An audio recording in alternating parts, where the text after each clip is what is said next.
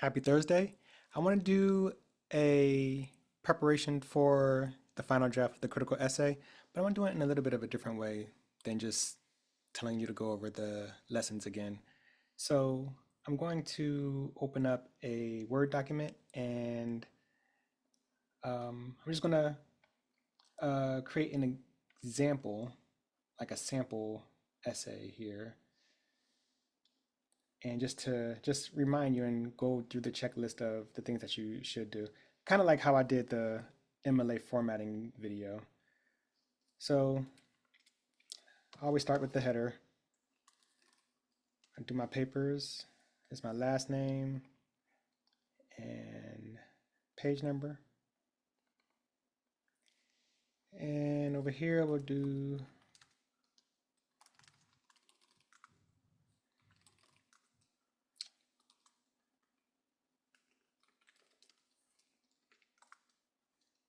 and the date.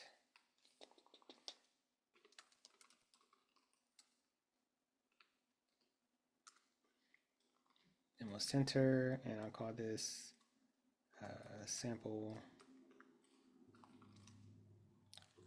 critical essay. Whoops. And then I'll have a paragraph.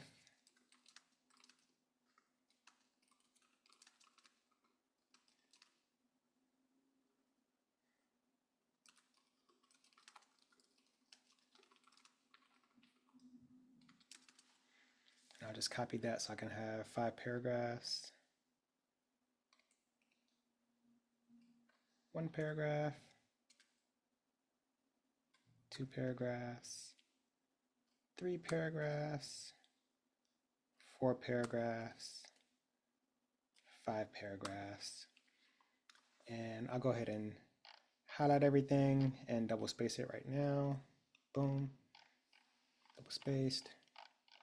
So here we have 5 paragraphs. There's going to be a works cited page, so I'm going to go to the next page. The easiest way to do that is to use what's called a page break, which if you're using, and almost all of them, all of the word processing softwares, is going to be Control or Command Enter, and that takes you right to the next page.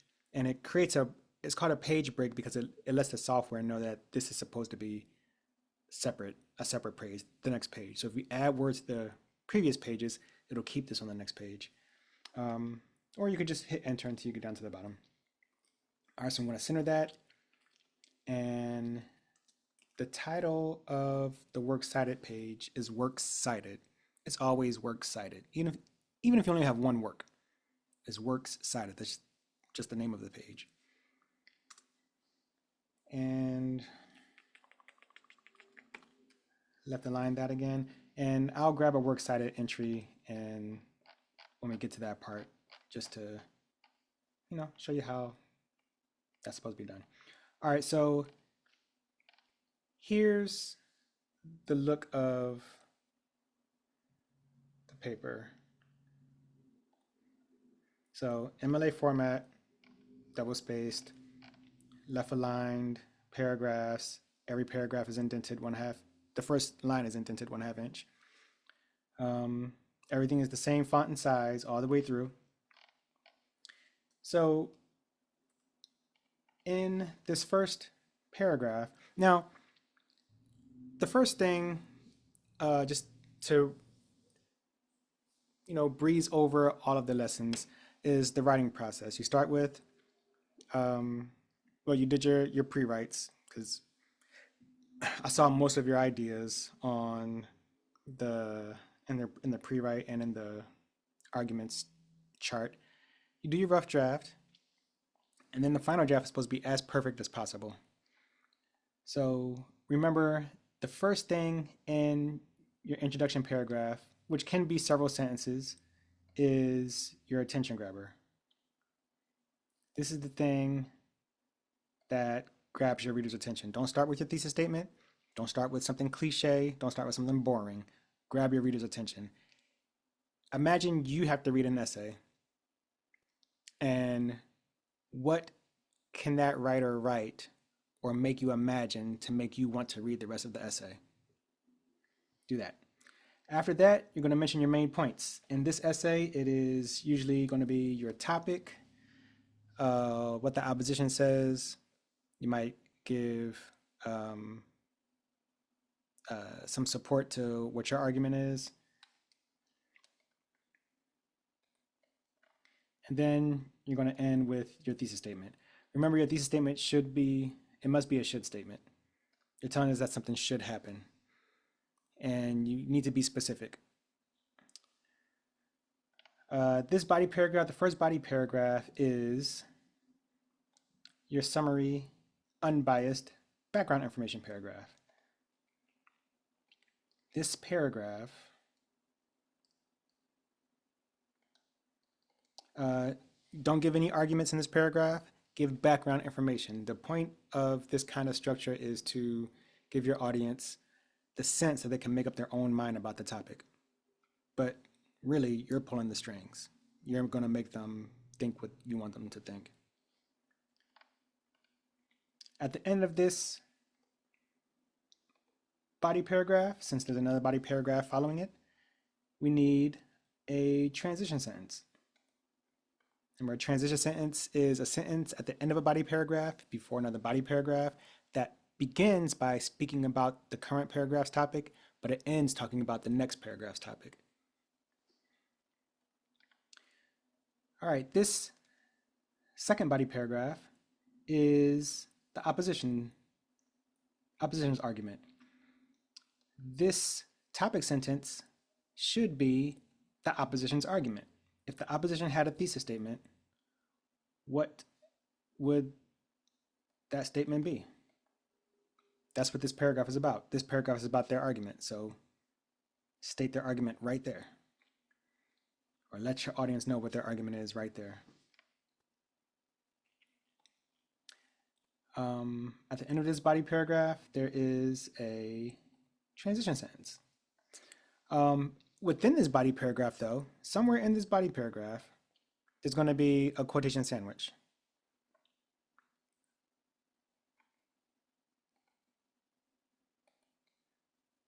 So let's make that purple. Let's say Jane Smith is a journalist with the Weekly Review.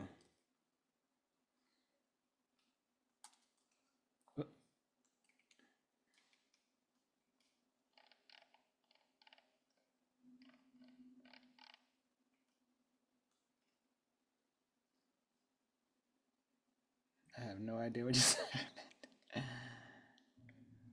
Okay, there it is. Oh, that was okay. With the Weekly Review,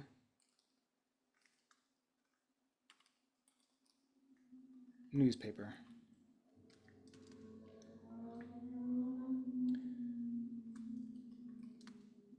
Smith states,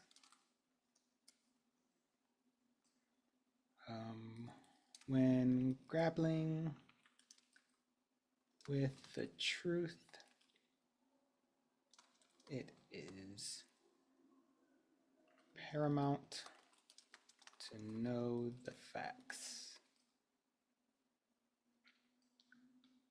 If there is a page number for that, that would go in the parenthetical citation here. If there's no page number, then don't worry about it. A lot of times we have websites that we use or electronic texts and there's no page number, then you just don't use the page number.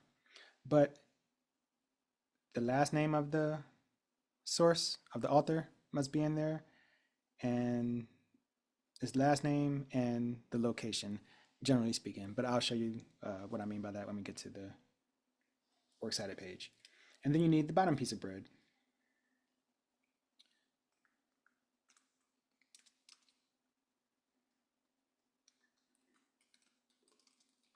Facts help us to determine what the truth is. since facts and truths are not necessarily the same things. So this is what it looks like when your quotation sandwich is within your body paragraph. And this is how I just did this. It's pretty much how a lot of researchers do their papers. You already wrote your paper without research in it, and then they go and get their quote that they need. They have that first piece of bread, they have the bottom piece of bread, and you can really slide it into a body paragraph. Just choose the right place to put it. And you use the first and the bottom piece of bread to word it so that it can flow well, so it can flow within your body paragraph. All right, so this is the oppositions paragraph. We have our transition sentence there. And then we have the your opinion paragraph. This topic sentence should be your argument. It should be your thesis, basically. You can reword your thesis and put it there. It works. It works that way. But that is your argument. And then you get into the details of your argument here.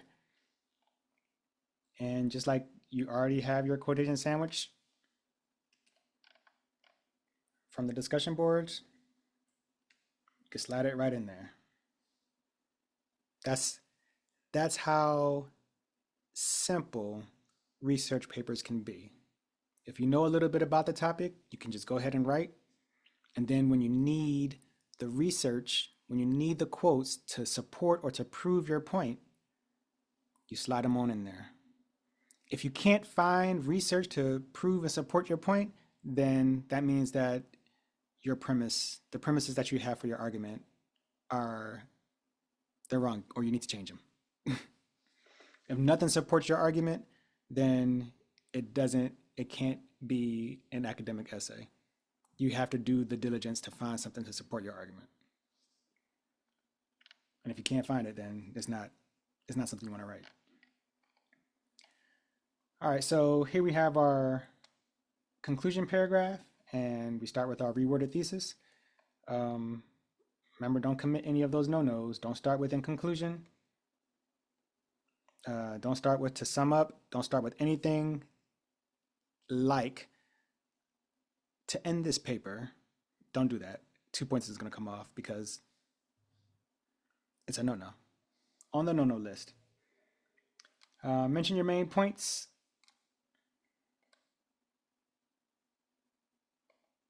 And end with a clincher. Your clincher, just like the attention grabber, can be several sentences.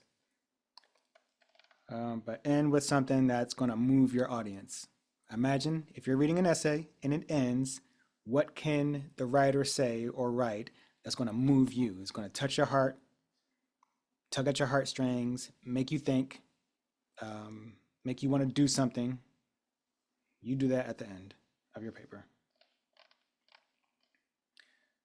All right, for the purposes of the example, I'm going to change this person's name. I have Jane Smith for the first one. For this one, I'm going to change it to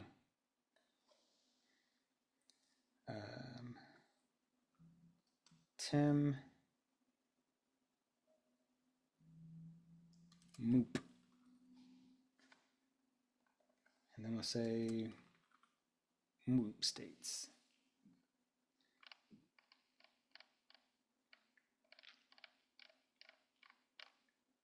All right, so here's our works cited page. And I'm going to go and grab a couple of works cited entries and just change the names to the examples that I got real quick. All right, so here I just copied one from the Purdue OWL. So I hit paste. And so just to make sure that it's the same font and size as mine, I'm going to use the merge formatting option.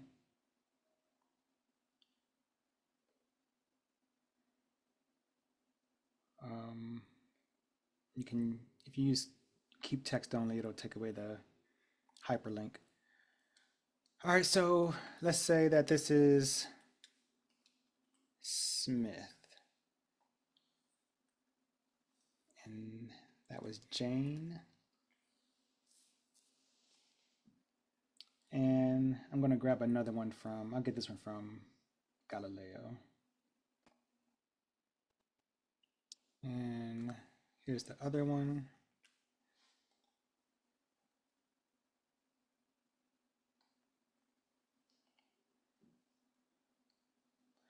All right, so since I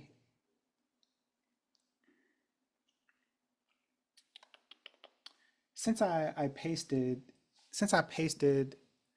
using the keep text only,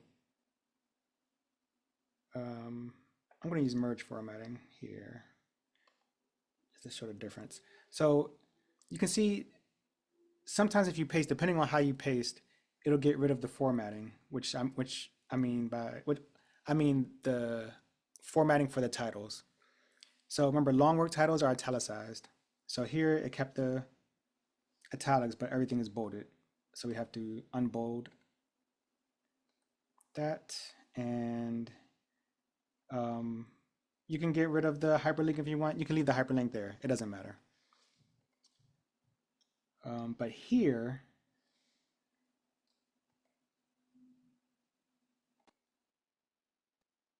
you will have to check it to make sure that your titles are formatted correctly. Like it took the italics off of Guide to Literary and Critical Theory.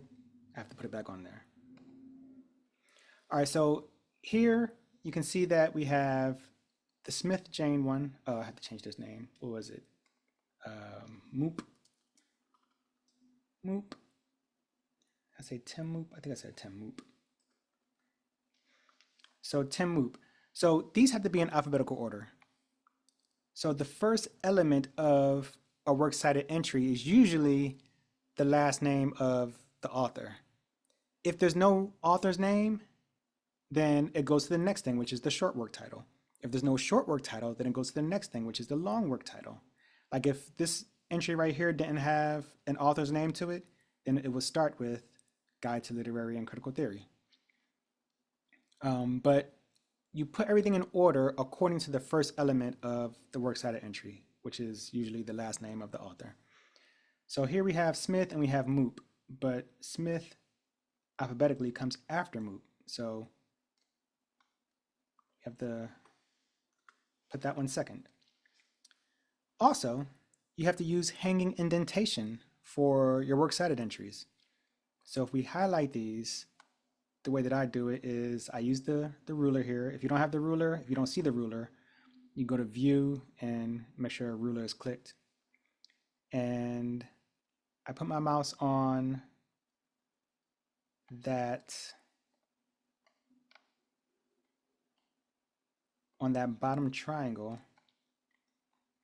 and it should say hanging indent. And then I click and drag that over 1/2 inch. That's what I do. You don't have to do it that way. You can highlight your works cited entries and go to paragraph settings, open that up, and in the indentation section of it, go to special and click hanging, and it'll automatically give you the hanging indentation by 1/2 inch. Click OK, and it's there. So that's the works cited page. So here we are. Have our essay, have the header. As you can see, the page number changes on every page. We have our 5 paragraphs. We have the essay structure good, have the name heading, everything is double spaced. Every first line of the paragraphs is indented by 1/2 inch. We have our title centered, have our attention grabber, our main points, thesis statement, our summary paragraph, background information, transition sentence, topic sentence, which is the opposition's argument, our paragraph, we have our quotation sandwich in there, our transition sentence then, have our topic sentence, which is our argument, support details, examples, including the quotation sandwich in there. We have our reworded thesis to start our conclusion paragraph, mention our main points, and then we have our clincher. And on the next page, we have our works cited page with our works cited entries. And notice that within this section of the essay, there are no empty lines. Don't skip any lines. If I press down on the cursor, it goes to the very next line, and there are words on that line. Very next line, very next line, very next line, very next line. After that first paragraph, go to the very next line and start the next paragraph. There shouldn't be any empty lines in your essay. If I open up your paper and it looks like that, I'm going to test it. I'm going to see if I can put my cursor there. And if I can, then you'll be penalized because there's not supposed to be that empty line there. No empty lines.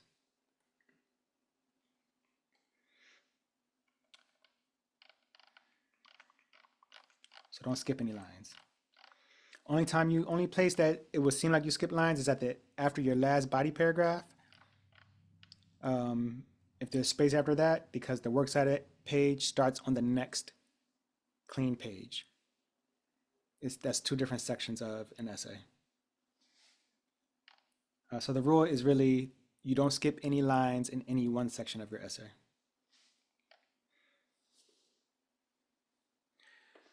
All right, so once you think you're ready to turn in your paper, you have to proofread it.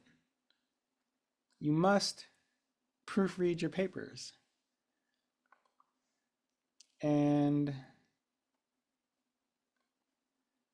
one of the main things that you're supposed to proofread your papers against is the no-no list. You're supposed to be doing this since our first essay. I gave leniency when it came to your journals because if you have a no-no on your journals, it's supposed to be a 50. You're not supposed to get 100 if you have a no-no. So go through the no-no list again. Don't commit any of these no-nos. This will make you proofread your paper. And if you don't, then every time a no-no pops up, 2 points come off. If you have 20 no-nos on your paper and you didn't proofread your paper against it, that's 40 points that's going to come off. So proofread your paper or have someone read it for you. It's always good to have another set of eyes to read your papers. I think that's it. Yeah, that's it. So go ahead and when you're ready, submit your final drafts. If you do the peer review, that's great. Complete the whole thing. And on Saturday, if you have your papers back by Saturday, your reviews back by Saturday, check and see what your peers say. See if they caught any errors for you and make those corrections and submit it on Sunday. You can submit your paper now, just in case, and then submit it again on Sunday if you find any errors. You can submit as many times as you need to. It's just that I'm going to see your last paper. The last one that you submit, that's the one I'm going to see. That's the one that's going to pop up on the screen for me to score for you. All right, so you can do it. You can make this paper perfect. Do it. You got this. All right, later.